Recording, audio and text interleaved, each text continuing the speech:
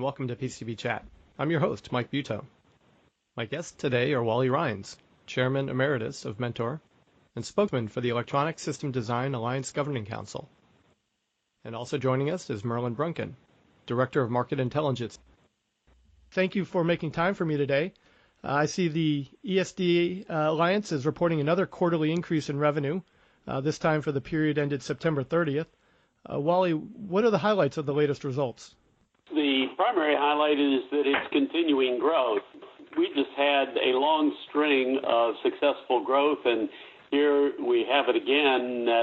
If you just look at the year-to-year at 6.7%, that's very strong and has continued very strong. But I think a particular highlight that would be of interest to your readers is the fact that PCB has remained strong, 5.9% year-to-year, but the four-quarter moving average is still almost 10%.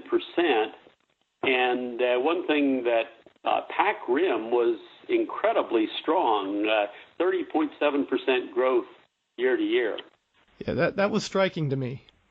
Can we point to any particular sector that's driving that? It's pretty broad. If you look at the totals, they're pretty much even.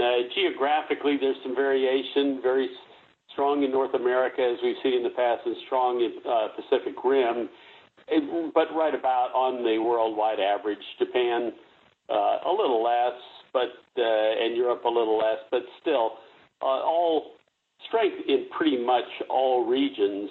The one that really stands out is that PCB growth in the PAC RIM, and that is unusually strong. It's sort of, if I look within PCB data that you don't see in the abbreviated report, the strongest parts year to year were the traditional ones, PCB schematic and the physical layout and reasonably strong growth in package design as well. So it's good for PCB. It's good continuing growth for the overall market. And I guess you would expect that because the semiconductor industry has been turning in very good numbers actually now for 2 years. So now this, I believe, is the 10th straight quarter of increases? Merlyn, what are we at? This is the 11th quarter of consecutive growth. 11th, wow. And I believe that on a previous call, I think you had indicated that there was the record for consecutive quarters of growth was something like 23, going back to the first quarter of 2010 to the third quarter of 2015. Yeah, I think that's right. I recall that. Have you ever done any correlation studies of IC software sales and semiconductor manufacturing equipment orders?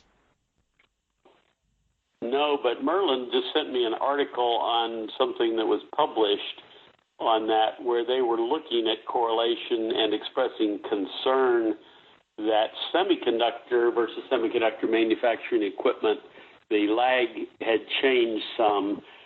Normally, you expect semiconductor equipment sales to be strong while semiconductor sales are growing, and then when semiconductor sales let off, then the equipment sales let off even more.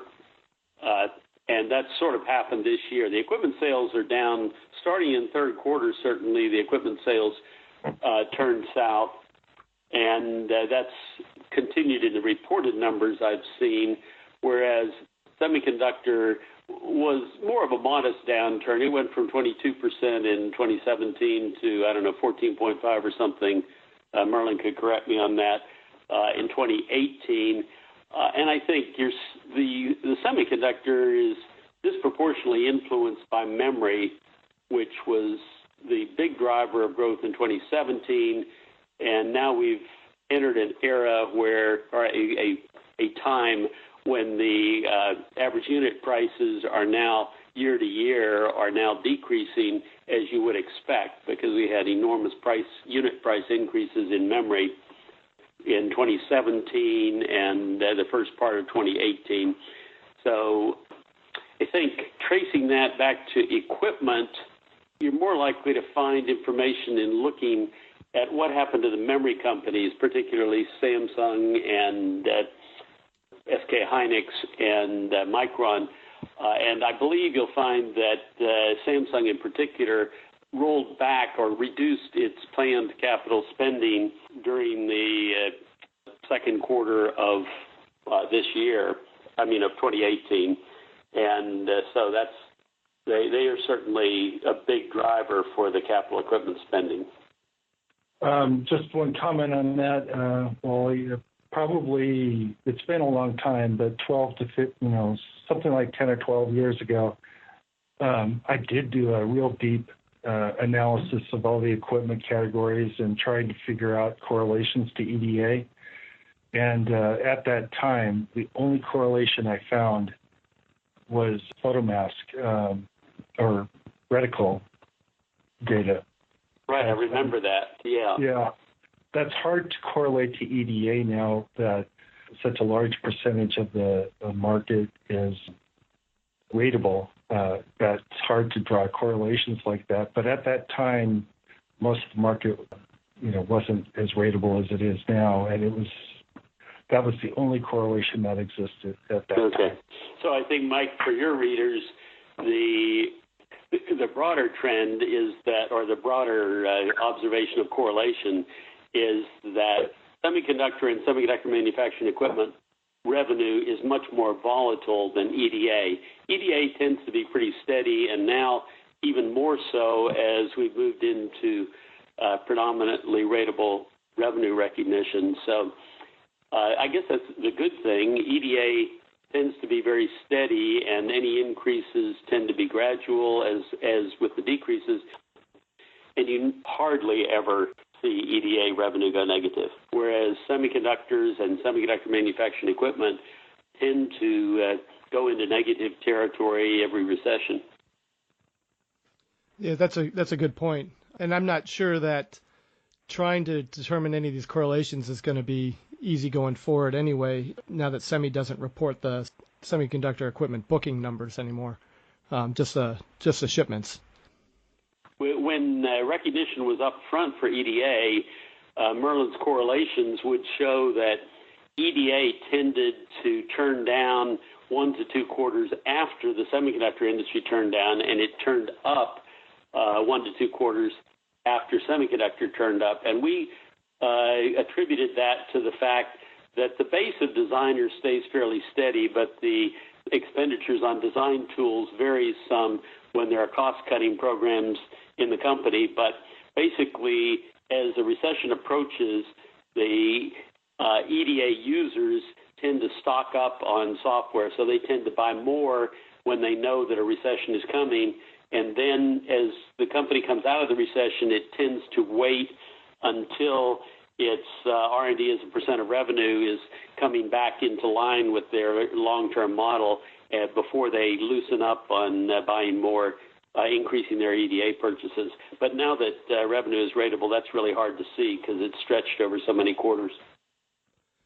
Should we be concerned then with some of the indices suggesting that, some slowing in Asia, that we might be, and plus, you tack on the tariffs on top of that this 30% number the last quarter is not going to be seen again for quite a while? Well, China and the trade dispute is a worry for everybody in all industries of high technology, especially semiconductors.